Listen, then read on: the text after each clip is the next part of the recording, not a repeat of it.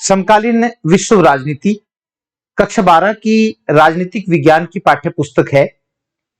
तो इसी पाठ्य पुस्तक का अध्याय 1 और अध्याय का नाम है शीत युद्ध का दौर। आज हम इसी अध्याय के लघु प्रश्न उत्तर करेंगे। वार्षिक परीक्षा में 36 नंबर के लघु प्रश्न उत्तर आएंगे। इसलिए लघु प्रश्न उत्तरों की अनदेखी करना विद्यार्थी के लिए हानिकारक हो सकता है। तो आज के इस अध्याय 1 का पहला प्रश्न है, द्वितीय विश्व युद्ध कब समाप्त हुआ? तो दूसरा विश्व युद्ध जो है 1945 में समाप्त हुआ। दूसरा प्रश्न है, द्वितीय विश्व युद्ध में मित्र राष्ट्रों में कौन कौन से देश शामिल थे? तो मित्र राष्ट्रों में उत्तर है अमेरिका, ब्रिटेन जिसको इंग्लैंड भी कहते हैं, सोवियत संघ, चीन और फ्रांस शामिल थी। तीसरा प्रश्न है, द्वितीय विश्व युद्ध में दूरी राष्ट्रों में कौन कौन से देश शामिल थे? क्योंकि उसमें पूरा विश्व दो धड़ों में बट गया था, एक तरफ मित्र राष्ट्र थे और एक तरफ दूरी राष्ट्र थे।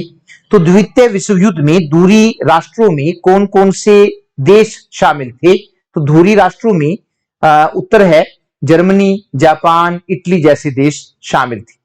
प्रश्न नंबर 4 है, शीत युद्ध से क्या अभिप्राय है?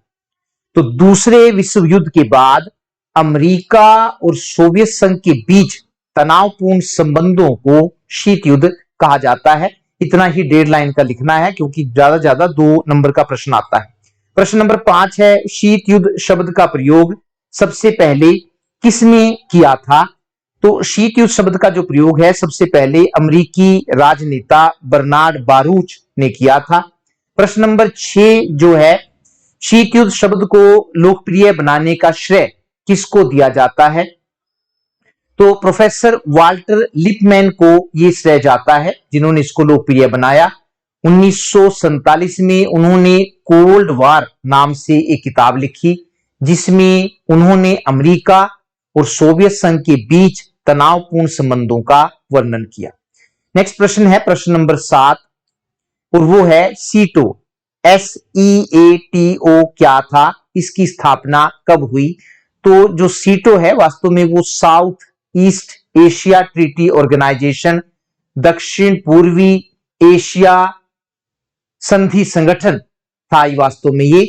तो इसका मतलब क्या था? दक्षिण पूर्वी एशिया में साम्यवाद के प्रभाव को रोकने के लिए अमेरिका द्वारा स्थापित किया गया एक सैनिक गठबंधन था ये, जिसको हम सीटो कहते हैं।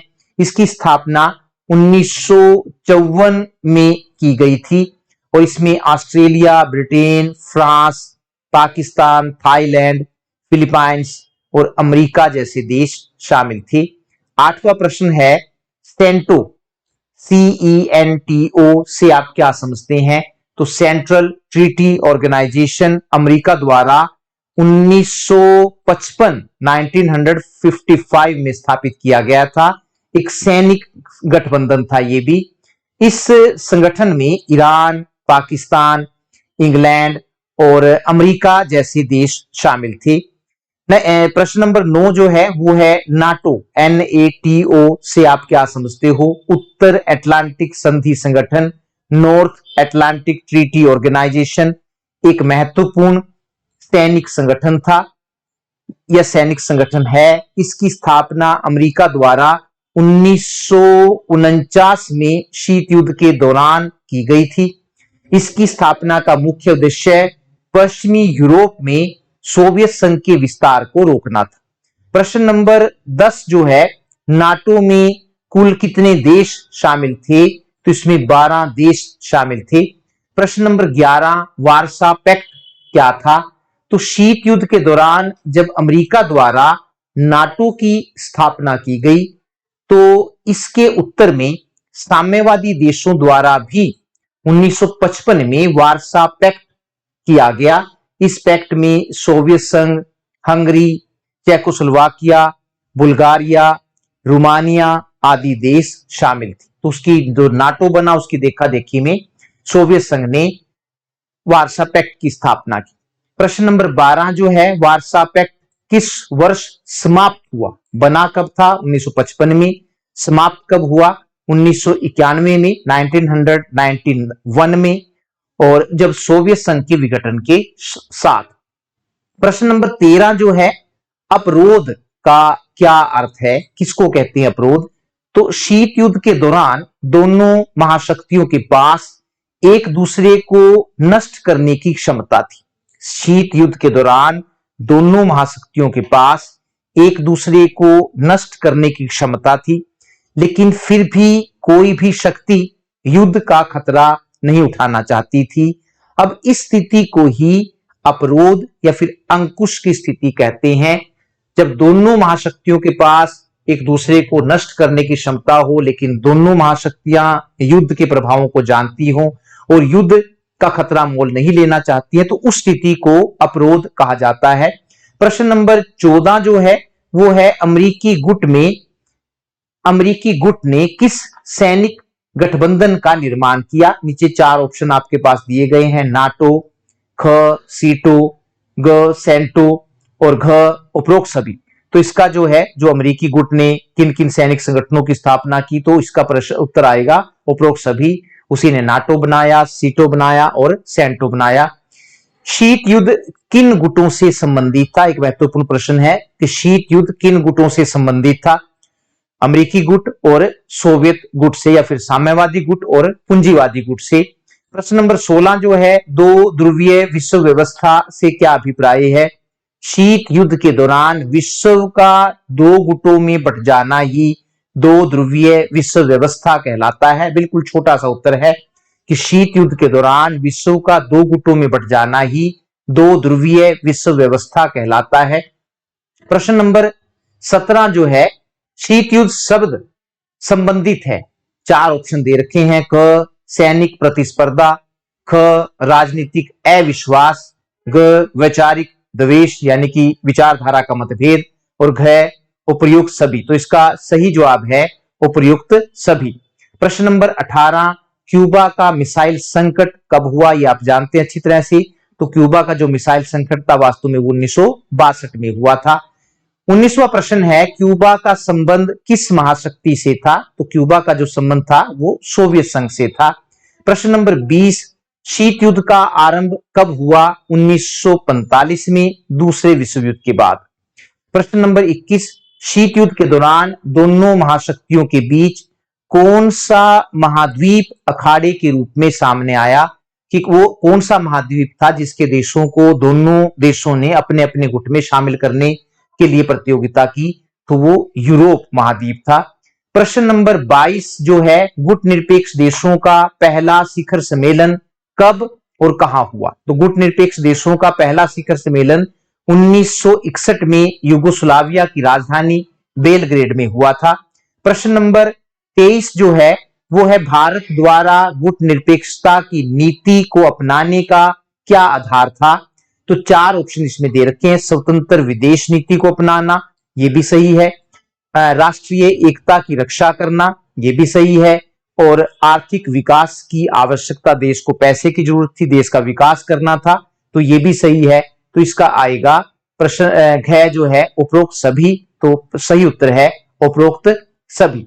प्रश्न नंबर 24 जो है वो है कि नई अंतरराष्ट्रीय आर्थिक व्यवस्था से क्या अभिप्राय है? तो नई अंतरराष्ट्रीय आर्थिक व्यवस्था से अभिप्राय ऐसी अर्थव्यवस्था की स्थापना करने से है जो न्याय और समानता पर आधारित हो, ताकि विकासशील देश भी विकसित देशों की तरह अपना विकास कर सके, जो न्याय और समानता पर आधारित हो। प्रश्न नंबर 25 जो है, नई अंतरराष्ट्रीय आर्थिक व्यवस्था का आरंभ कब हुआ? एक इंपॉर्टेंट प्रश्न है, तो ये तो अर्थ तो आप ज्यादा जानते हैं। तो नई अंतरराष्ट्रीय आर्थिक व्यवस्था की मांग या आरंभ कब हुआ? 1970 के दशक में। बर्लिन की दीवार कब बनाई गई? ये भी एक महत्वपूर्ण प्रश्न है। तो बर्लिन की जो दीवार थी, जब उसको बांट दिया गया था जर्मनी की राजधानी को 1961 में। और नेक्स्ट प्रश्न है कि बर्लिन की दीवार कब गिराई गई? तो बर्लिन की दीवार जो थी वो 1989 में गिरा दी गई थी। जर्मनी का एकीकरण कब हुआ? एक महत्वपूर्ण प्रश्न है कि जर्मनी का एकीकरण कब हुआ? 1990 में, 1990 में।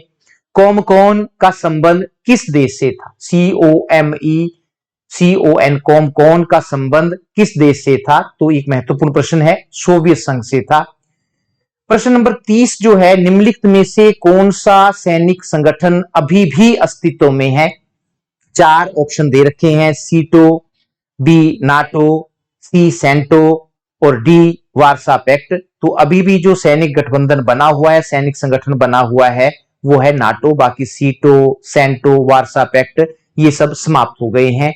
प्रश्न नंबर 31, U2 विमान जासूसी कांड का संबंध किससे है? U2 विमान जासूसी कांड, इसका मतलब है कि जो U2 था वो वास्तव में एक विमान था जो जिसको जासूसी करने का काम सौंपा गया था। विमान जासूसी कांड का संबंध किससे है? तो शीत युद्ध से है। प्रश्न नंबर 32 जो है, दूसरे विश्व युद्ध की समय सीमा क्या थी? तो दूसरे विश्व युद्ध की जो समय सीमा है 1939 से लेकर 1945 तक, यानी कि जो ये युद्ध जो है 1939 में शुरू हुआ और 1945 में जाकर खत्म हुआ। नेक्स्ट प्रश्न है प्रश्न नंबर 33, शीत युद्ध का परिणाम क्या हुआ? 4 ऑप्शन दे रखे हैं, एक ध्रुवीय व्यवस्था, 2 ध्रुवीय व्यवस्था, बहु ध्रुवीय व्यवस्था और इनमें से कोई नहीं। तो इसका सही जवाब है ख, 2 ध्रुवीय व्यवस्था, अर्थात पूरा विश्व 2 गुटों में बट गया। मार्शल योजना, प्रश्न नंबर 33 है कि मार्शल योजना क्या थी? तो पश्चिमी यूरोप के देशों को आर्थिक सहायता देने की योजना थी जो अमेरिका ने शुरू की थी। पश्चिमी यूरोप के देशों को अपने गुट में शामिल करने के लिए अमेरिका ने इस योजना को शुरू किया था। प्रश्न नंबर 34 जो है, मार्शल योजना के विरोध में सोवियत संघ ने कौन सी योजना चलाई? तो सोवियत संघ ने कॉमकॉन योजना, COME जो स्पेलिंग है, कॉमकॉन योजना चलाई। और प्रश्न नंबर 35 और लास्ट प्रश्न है, डैश या खालिस्तान संकट को शीत युद्ध की चरम सीमा माना जाता है? तो जो चरम सीमा थी शीत युद्ध की वो था क्यूबा का मिसाइल संकट। तो ये 35 प्रश्न है, अगर ध्यान से इनको याद करेंगे, हर प्रश्न के 30-35 प्रश्न, हर पाठ के 30-35 प्रश्न याद करेंगे तो आपके अच्छे अंक वार्षिक परीक्षा में आ सकते हैं।